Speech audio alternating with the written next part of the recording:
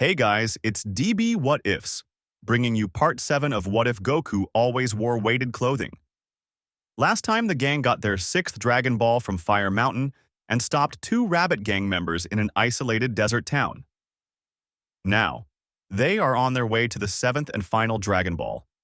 Goku, Oolong, and Bulma are driving down the road when a mech suit fires a missile at the group's car, causing the car to explode and sending them flying. The mech suit comes down, goes over to the wreckage and pulls a suitcase containing 5 Dragon Balls out from the wreckage. The mech suit says, "Thanks for the Dragon Balls, see you later." The mech suit then quickly jumps away, leaving Goku, Bulma, and Oolong speechless.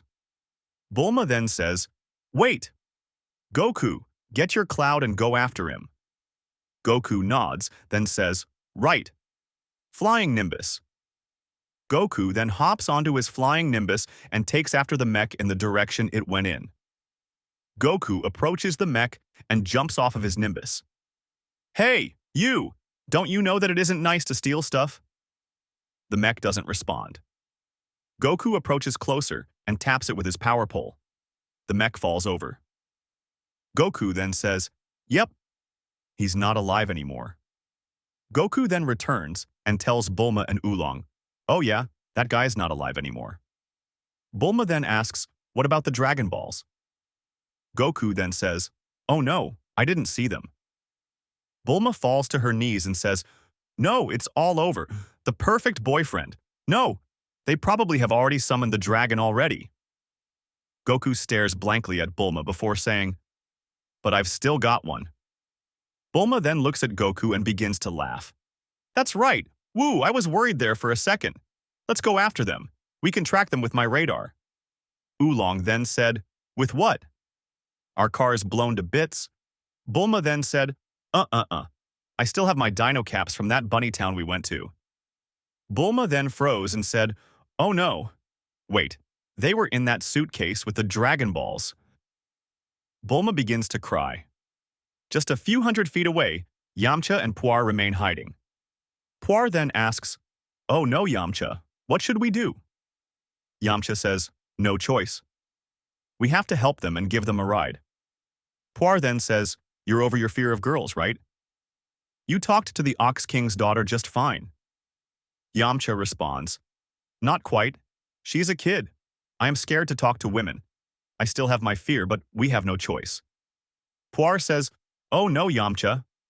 Yamcha then drives over to the group and says, "Oh, look who it is." Bulma excitedly exclaims, "Oh, hi, Yamcha." Yamcha then flatly says, "Oh, what? Coincidence. Are you, guys, stuck outside here?" Yamcha then offers them a ride. Oolong, Puar, Yamcha, and Bulma all ride in the car while Goku rides on his flying Nimbus. Eventually, the gang finds a giant castle in the middle of the desert and park the car there. Goku hops off of his Nimbus cloud. Goku then pushes open the door to the castle, and the whole group begins to walk inside. Inside the castle appeared to be a long corridor of some sort. Bats began to fly at them. The gang kept persevering. Suddenly, long pillars of stone start flying out of the walls, trying to pin them to the wall and end their lives. Goku and Yamcha start punching the stone pillars, ensuring the safety of everyone. Bulma clings onto Yamcha and says, "My hero!" Yamcha then screams. The group continues marching down the long corridor when they begin to notice bright pink arrows on the floor, pointing in a certain direction. Oolong asks, "Is it a trap?" Bulma responds saying, "It'd be too obvious if it were." Goku then says, "Let's follow it." The group follows the arrows until Goku says, "Oh, it's a dead end." Realizing that the hallway randomly ends there, a wall falls behind them, trapping them in a room, surrounded by stone walls.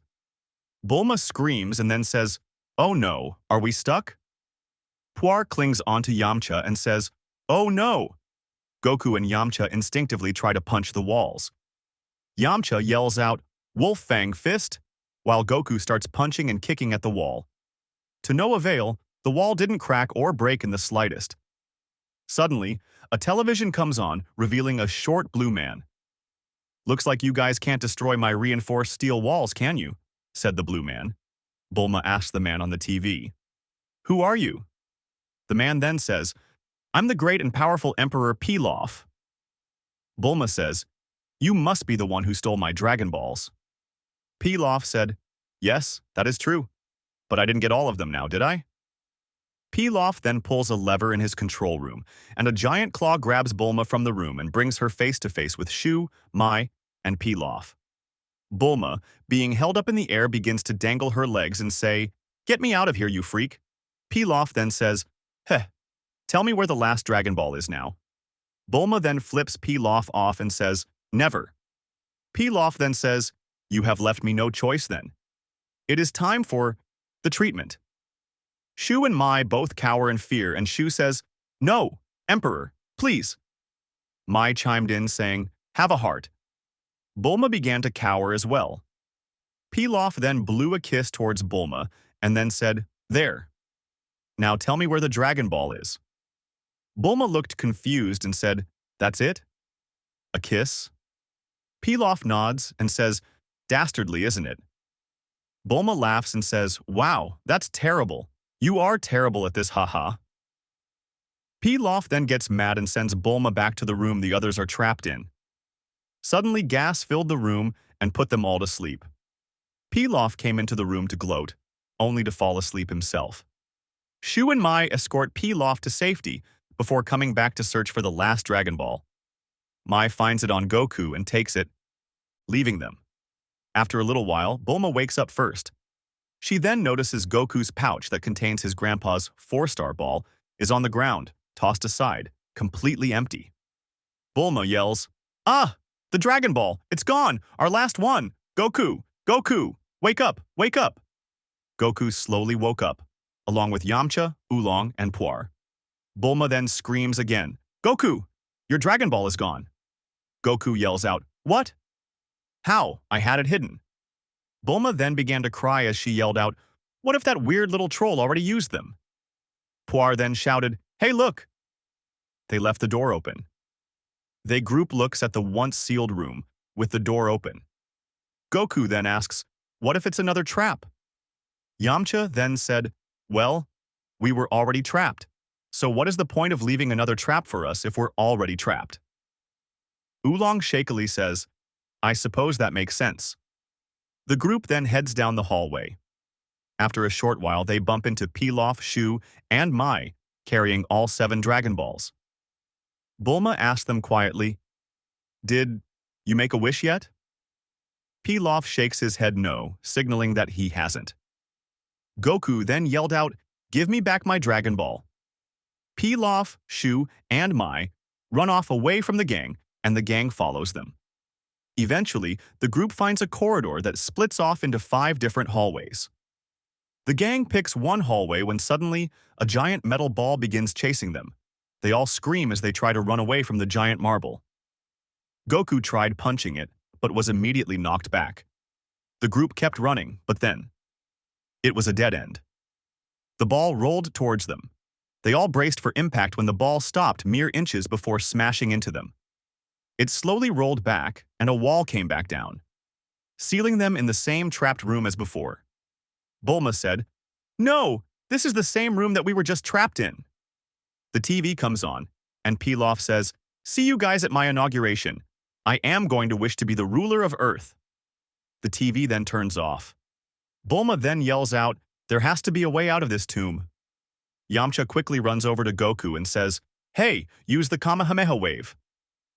Goku asked Yamcha, how do you know about that? Yamcha then says, don't worry about that. Hurry and use it, or that wish is as good as gone.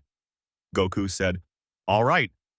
Goku aims at the wall and fires a Kamehameha wave at the wall, creating a small hole. Goku laughs and says, whoops, that's too small. I'm sorry, guys. Yamcha smiled and said, no, it's perfect. Puar, hurry, go out there and save our wish. Puar transforms into a bat and flies through the hole. Bulma then yells out, you too, Oolong, hurry. Oolong transforms into a bat as well and flies through the hole. Lightning appears in the sky as the Dragon Balls begin to glow. Pilaf yells out, rise, eternal dragon! Grant my wish! Suddenly, a long green dragon erupts from the Dragon Balls, almost as if out of thin air. The dragon then said, "I am Shenron, the eternal dragon. State your wish." Puar and Oolong hovered in the air in shock as Bulma, Yamcha, and Goku watched through the small hole in the wall. Pilaf started stuttering and stammering, trying to think about how to say his wish since he had never truly thought about wishing for it before. Goku continues firing Kamehamehas at the wall in hopes of breaking out. At the same time, Goku's Kamehameha broke through the wall. Pilaf had said, "I wish for the world." Oolong transforms back to normal and runs over, stepping on Pilaf's head screaming, "The world's most comfortable pair of underwear." Shenron then says, "Your wish has been granted." As he disappears and the Dragon Balls rise up to the air and fire away in all different directions. A pair of underwear falls on Oolong's head as he laughs. Pilaf starts screaming profusely. Goku yelled out, "What happened to Grandpa's ball?" Bulma says, "That's just what happens, kid. After the Dragon Balls are used, they get scattered all over the world." Pilaf then screams out, "Get them! Mai! Shu! Get them!" Goku quietly mumbles, "I'm hungry," as Bulma, Yamcha, Puar, and Oolong start running. Bulma yells out, "Hurry, kid! Get a move on!" The gang begins to run as dogs start chasing after them. These were Pilaf's dogs. Yamcha and Goku started fighting them off, protecting Bulma, Oolong, and Puar. Goku then becomes too hungry and starts to doze off. Shu and Mai jump down from a ledge and aim weapons at Bulma, Oolong, Goku, and Puar, forcing Yamcha to surrender. Pilaf laughs as they have finally been captured for ruining his plans. They are taken to a room with a glass ceiling. A speaker rings out Pilaf's voice overhead. "I hope you guys enjoyed postponing my victory, because when that sun comes up, you'll all be cooked." Bulma sits down fearing for her life. Yamcha and Goku begin punching the walls over and over again.